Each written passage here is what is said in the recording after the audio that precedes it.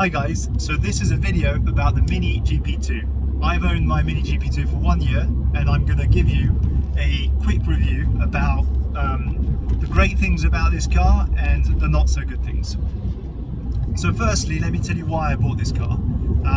I was affected by the ULEZ in London, which is the ultra low emission zone, and so I had to find a new car. I wanted something really fun. I wanted something that was going to hold its value.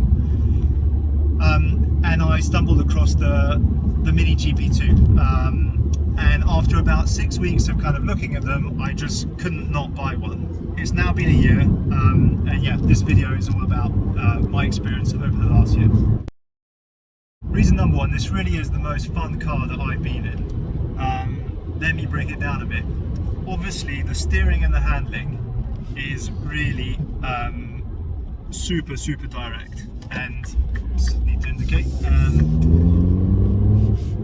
that just makes you want to go for it most of the time. Like, it's very hard to drive this car sensibly.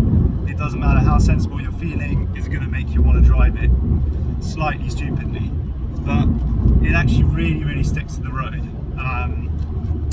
Roundabouts and things like that, you just feel like there's more and more grip. You can just turn in and it absolutely sticks. The handling, since the suspension is, for a road car at least, really pretty hard, you feel every single little bump, and that gives you a lot of feeling as to what the wheels are doing on the road.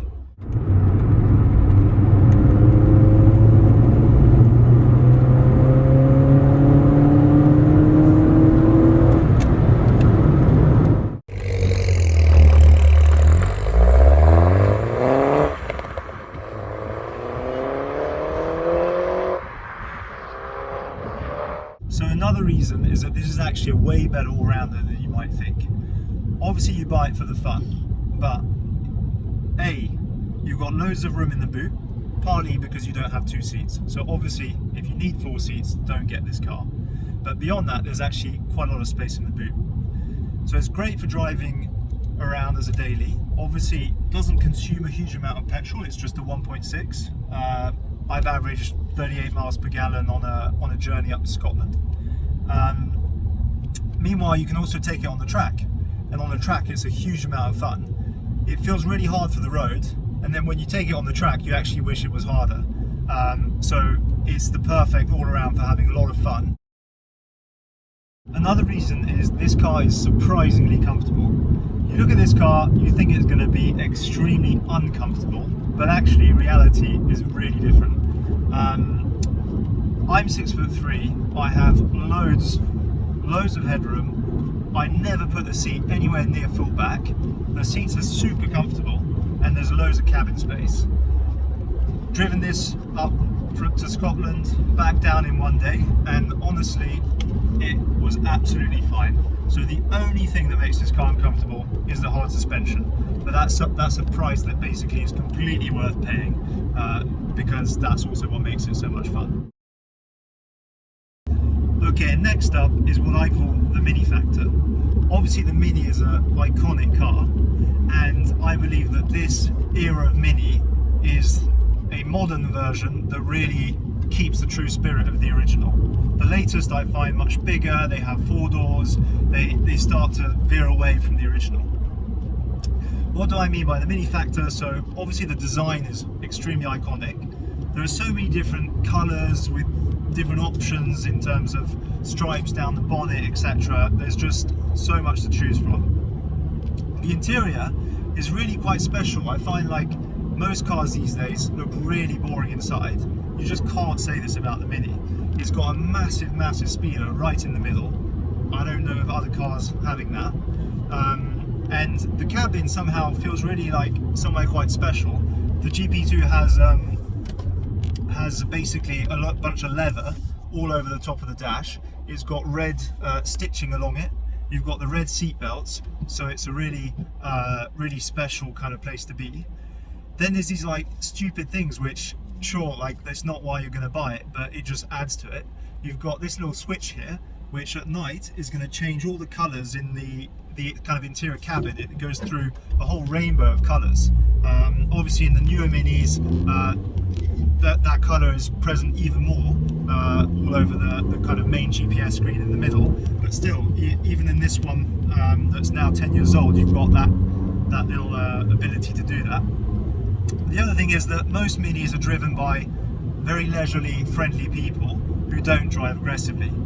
That might be an exception for the GP2, but what it means on the road is that people expect you to be a super nice person, and they treat you like one. Hopefully you all are, and that means they'll let you through. I own a BMW M5 E39, and I don't really get treated the same way because, yeah, it's a BMW, and most people who drive BMWs are pretty aggressive. So you get to benefit from that, which is really amazing. So that's what I call the Mini factor. And to be honest, in this day and age where like most cars are made to look extremely aggressive, I find the combination of this Mini GP2 that does look super sporty, it really looks amazing. Meanwhile, it's got this undertone of a really friendly and iconic design. I find that a really, really nice mix. And obviously another thing about the Mini factor is this is really a Mini. It's a really small car, and these days every single car is just getting bigger and bigger. This car is very small, so parking is never an issue. I park a motorbike and the Mini in one parking spot. There are a few cars where you can do that. And it also means that you can nip in and out of slots in the road if you need to accelerate into a free spot. Like, this is the perfect car for that.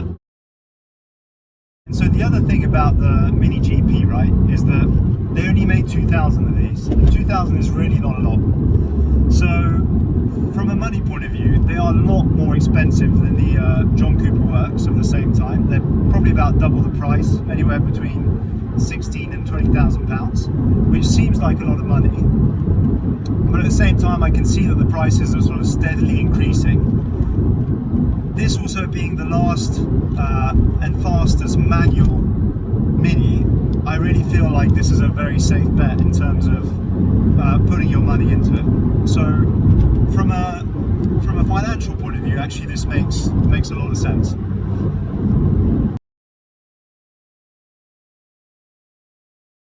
Go!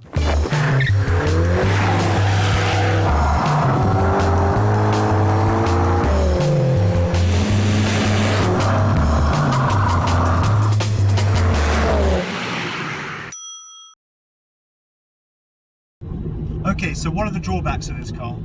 Firstly, I'd say there's a lot of road noise. Obviously, you don't have any kind of separation between the boot and the main cabin, and on the motorway, you've got to speak pretty loudly if you want to talk to your passenger. Kind of linked to that, I would say the hi-fi system is a bit disappointing, especially with the road noise. If you want to listen to like music or a podcast on the motorway, you're going to have to turn it up pretty loud to the point that it gets pretty tiring, and then the bass also will distort quite at fairly low volumes, which means it's not that enjoyable. Obviously, the fact that this car is so much fun is in part because the suspension's so hard. The downside of that is that, you know, if you've got a passenger sitting in your passenger seat and they're trying to sleep, like my girlfriend often is, when she does finally fall asleep, her head will be bobbing up and down on the headrest because it is just so bumpy, and that's even on any kind of motorway in the UK. But what I would say is the way to mitigate most of that is to simply not get into a different car. Like, have this as your daily, because very quickly actually you just get used to it and it no longer bothers you, right? I think it'll bother you more if your daily car is you know, it's something like a 4x4 that's got a super smooth ride. If you don't have that comparison to make, you actually get completely used to this and it becomes the norm, and really actually very comfortable and normal.